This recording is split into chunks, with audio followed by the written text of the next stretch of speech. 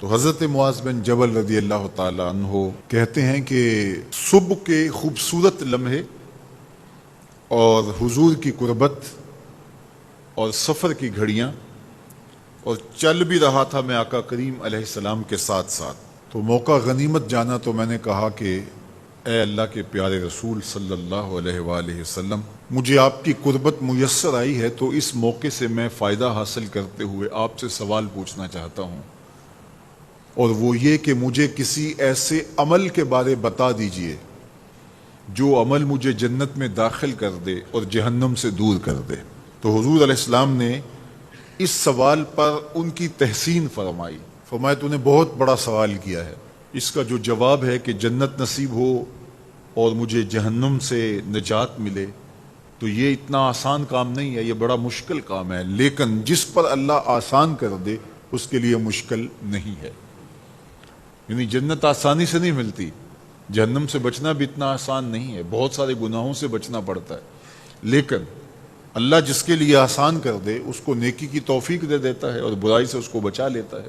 اگر تو چاہے کہ جنت میں جائے اور جہنم سے نجات ملے تو تمہیں اللہ پر ایمان بھی لانا پڑے گا، اور ایسا ایمان جس میں شرک کی آمیزش تک نہ ہو، اسی کی عبادت تیری زندگی کا مقصود ہو، اور نماز بھی ادا کرنا ہوگی، زکوٰۃ بھی دینا ہوگی، روزے بھی رکھنے پڑیں گے، اور تجھے حج بھی کرنا پڑے گا۔ جنت میں داخلے کے لیے یہ شرائط ہیں کہ تم یہ کام کرو گے۔ پھر ارشاد فرمایا میں تمہیں بھلائی کے دروازے ہی نہ بتا دوں۔ ارشاد فرمایا الصوم جنہ، روزہ ڈھال ہے۔ ڈھال آپ سمجھتے ہیں، اگر آپ لوگوں نے ڈھال نہیں دیکھی ہوئی تو آج کے زمانے کے اندر تو سب لوگوں نے جو ہے وہ ڈھال دیکھ لی ہے، چونکہ اس وقت ترکی نے اس طرح سے اپنے کلچر کو اور اپنی تہذیب کو جدید ذرائع ابلاغ کے ذریعے لوگوں تک پہنچایا ہے کہ اب 800-700 سالہ پرانی چیزیں بھی ہمارے سامنے آ گئی ہیں، ورنہ ہم یہ باتیں کیا کرتے تھے تو لوگ ان باتوں کو سمجھا نہیں کرتے تھے، چونکہ اس کا کوئی نمونہ اور شکل موجود نہیں تھی۔ جب دشمن تیر پھینکے تو تیر سے بچنے کے لیے وہ لوہے کا پتلا جو آگے کر دیا جاتا ہے، جو تیر کو اپنے اوپر روک لیتا ہے، اس کو عربی میں جنہ اور اردو میں ڈھال کہا جاتا ہے۔ تو آقا کریم نے فرمایا روزہ ڈھال ہے، تو گویا جہنم کی آگ سے بچانے کے لیے جو ہے وہ روزہ کام دے گا۔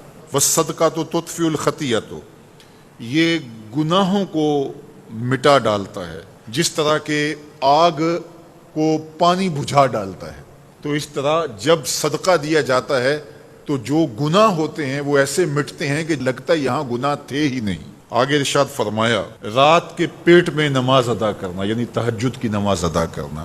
پھر حضور علیہ الصلوۃ والسلام نے یہ آیت پڑھی تتجافی جنوبہم عن المضاجع، ان کی کروٹیں بستروں سے الگ رہتی ہیں، خوف اور طمع میں وہ اللہ کو پکارتے ہیں اور وہ رات کو جاگتے ہیں، ان کی کروٹیں بستروں سے الگ رہتی ہیں، حتی بلغ یعملون، یہ آیت پڑھتے ہوئے آخر تک حضور نے تلاوت فرمائی۔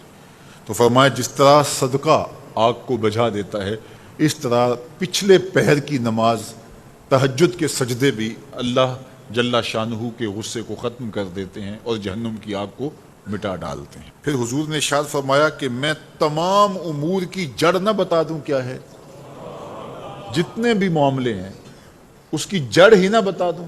میں نے جھولی پھیلا کے کہا حضور کیوں نہیں، خیرات ڈالیے۔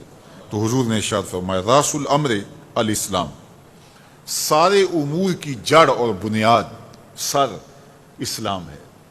اگر اسلام ہے تو عمل قابل قبول ہے، اور اگر اسلام ہی نہیں ہے تو پھر جتنے مرضی نیک عمل کرتے رہیں، جتنا مرضی پانی ڈالیں، جتنی مرضی کھاد ڈالیں، تو اگر جڑ ہی نیچے سے کٹی ہوئی ہے تو درخت ہو پائے گا؟ کبھی بھی نہیں ہو پائے گا۔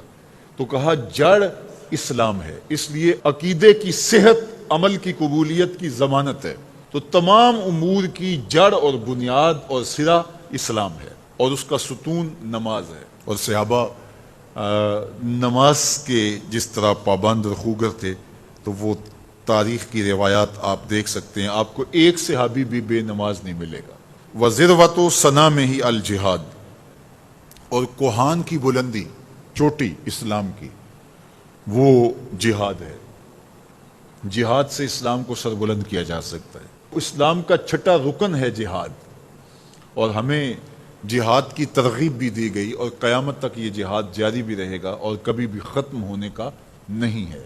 ہاں، اس کے اصول و ضوابط ہمیں دیے گئے، جہاد کے نام سے فساد فی الارض نہ کیا جائے، لیکن جہاد کا انکار اسلام کا انکار ہے۔ یہ اسلام کی چوٹی ہے، ذروۃ و سنام کہا گیا، یہ کوہان کی بلندی ہے۔ تو حضور علیہ السلام نے آخر میں فرمایا کہ میں تمہیں سارے معاملات کی جڑ ہی نہ بتا دوں، خلاصہ ہی نہ بیان کر دوں؟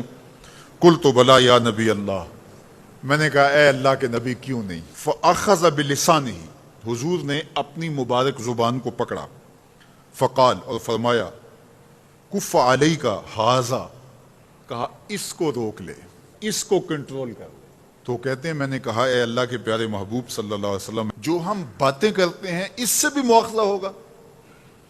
یعنی عمل پر تو پکڑ ہوگی، لیکن جو ہم زبان سے بات نکال دیتے ہیں تو کیا اس بات پر بھی مواخذہ ہوگا؟ تو حضور علیہ السلام نے ارشاد فرمایا کہ لوگ منہوں کے بل یا ٹھوڑیوں کے بل جہنم میں ڈالے جائیں گے، یہ ان کے بولے ہوئے بولوں کی وجہ سے ہوگا، ان کی زبان کی کمائی کی وجہ سے ہوگا۔ تو اپنی زبان کی حفاظت کرو تو جنت کا داخلہ مل جائے گا۔ تو گویا زبان کی حفاظت سے لے کر کے اللہ کے حضور سجدے تک اور اللہ کی عبادت تک، یہ ہے وہ نصاب جو جنت میں جانے کا ہے۔ اللہ ہم سب کو 5 گانا باجماعت نماز کی توفیق دے، اللہ ہمیں توفیق حج کی نصیب کرے، اللہ ہمیں رمضان المبارک کے روزے رکھنے کی توفیقات سے مالا مال کرے، اللہ اپنی راہ میں جد و جہد اور جہاد کی توفیق سے مالا مال کرے، اور اللہ ہمیں ہماری زبان کی حفاظت کی توفیق دے تاکہ ہم خیر کی راہوں کے مسافر رہیں۔